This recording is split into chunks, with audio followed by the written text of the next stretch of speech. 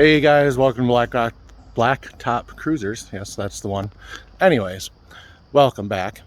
As you can see behind me, got the Silver Surfer back there. Which is all on ramps. Of course, there's Ruby back there, just peeking at her parts. All up on ramps.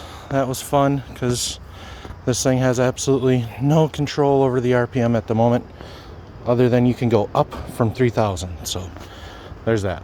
So we're gonna start disassembly,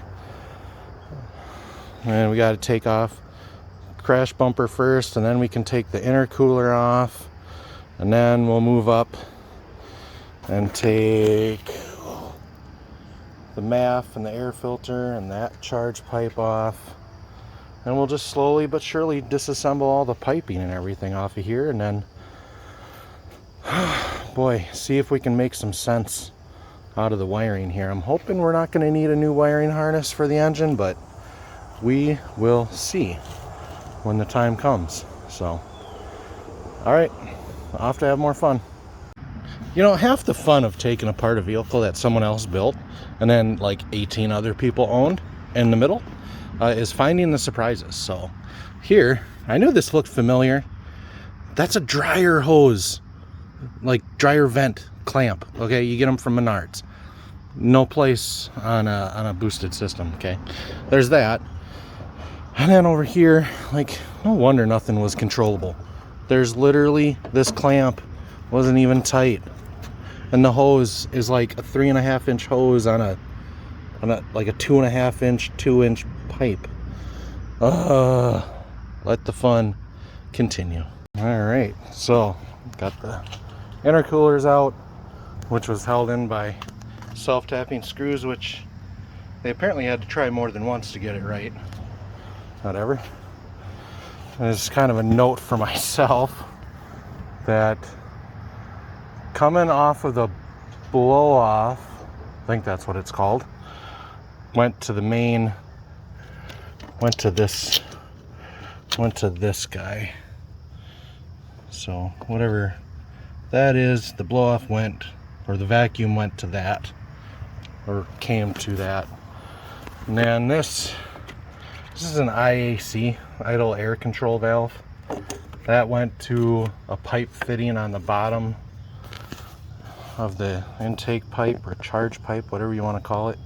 So, and then this goes to the boost gauge. So more or less just notes for myself, but you guys can follow along. And boom, just like that, we got the whole cold side off.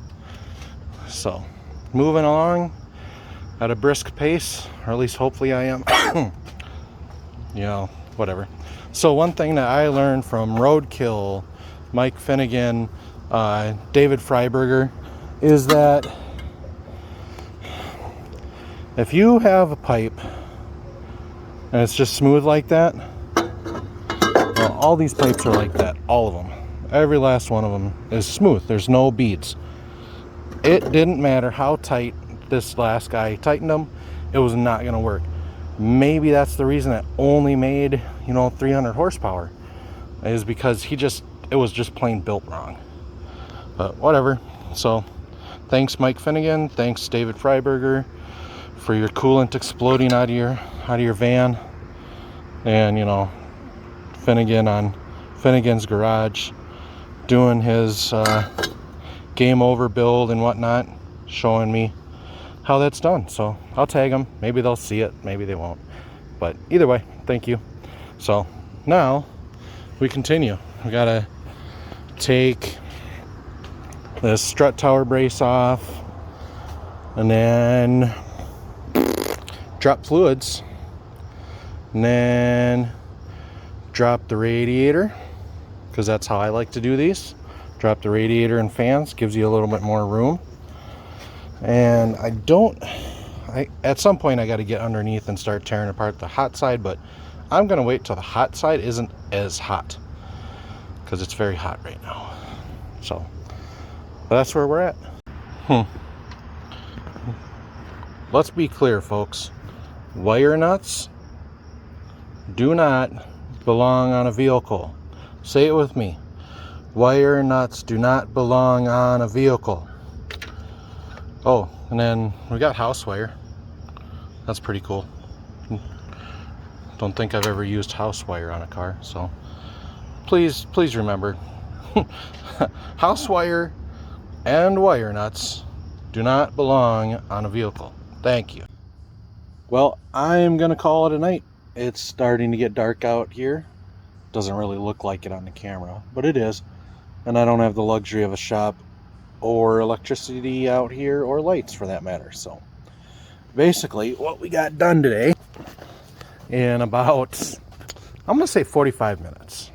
Yeah, I might be on the high side, but got the cold side pulled off. We got the upper intake manifold pulled off. Those that remember, that is a pre-01 Duratec 3-liter dual overhead cam intake that was port matched to the SVT Contour lower intake manifold, which was then, the heads were port matched to the SVT lower intake manifold.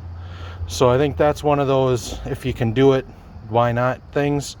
But I don't know why in the hell you'd go through that much work for no gain. Anyways, got the power steerings unhooked, power steering reservoir pulled. We got the ECM disconnected over here.